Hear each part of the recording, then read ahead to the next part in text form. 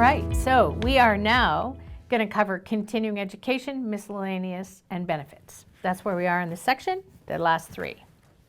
So let's talk about education, section E. So the purpose of having a section for continuing education is to verify and document employees' knowledge, skills, and ability. Any copies or originals of certificates, diplomas, or degrees are stored in this section. Also, if a specific educational requirement is required in order to perform the position, it must be documented. So if they need a driver's license, for example, in order to do their jobs, you'd want to have that in this section. And you want to make sure that it's maintained throughout their employment. It's recommended to keep and I wrote spreadsheet down, but I crossed it out because I don't think it's recommended to have a spreadsheet. It's recommended to have a system where you keep really good track of certificates that they need that might expire over time. If spreadsheet's all you got, that's great. Ideally, again, you're looking for some sort of an online system to make sure that you don't forget that maybe a driver's license is expired. I was talking to somebody the other day who had a person that was in a role, had been in the role about 5 years and needed an active driver's license and actually didn't have one the entire time. So you want to make sure that you know what it is you need to collect, you collect it, and you need to make sure you check back in to ensure that something hasn't expired that shouldn't. Some examples would be university degrees, vocational diplomas, college certificates, journeyman tickets, first aid certificates, CPR certifications, and like I said, driver's licenses. So that's the education section. Then we have the other section. So something you could put in an other section is this just contains miscellaneous information that you want to store that establishes the relationship that may not fit in another section. And one thing I want you to know about employee files is that, I don't know, back in the day they were this repository for collecting stuff about employees. That's not how it works today. Don't have anything in here that an employee doesn't know about, that they don't already know is in there, and only keep stuff that you need to keep. So for example, if an employee were to leave, we strongly encourage doing exit interviews. So if you completed an exit interview, section F, the other section, would be a great place to store that.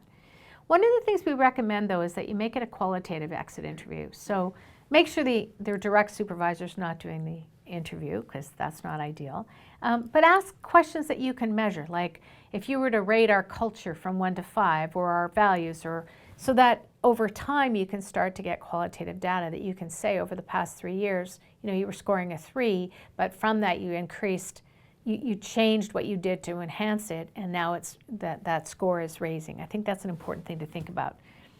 And if you're not doing exit interviews, we strongly suggest you do. So then you've got the benefits section, which again I had mentioned earlier that we want you to have in a separate file folder that you can place in this one, or you can have it in a completely separate file cabinet if that works for you.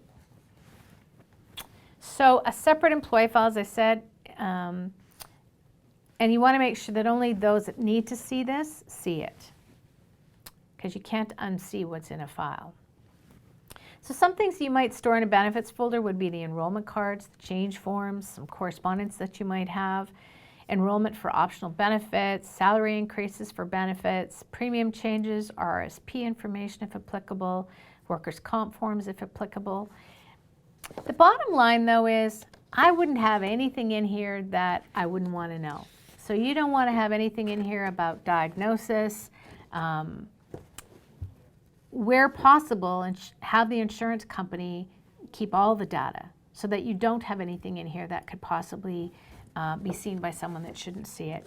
Protecting the privacy of our information is a big responsibility for us as employers, and so the benefits one is a really important one to make sure you protect. So, in summary, education, track it, make sure you have a good system that if something has an expiry date on it, you know when it expires. Other and miscellaneous, only keep what you need. Consider doing exit interviews if you don't now. And I know sometimes if you do an exit interview, employees aren't always as friendly in the way that they deliver information because they might be leaving unhappily, but there's truth in there. So take a minute to hear what it is they're trying to tell you. And benefits, only keep what you have to keep. You can't unlearn what you see. And so please protect people's information. This has been an initiative of the City of Penticton's Economic Development Department. And I'm Corey Meadell from the Jouta Performance Group.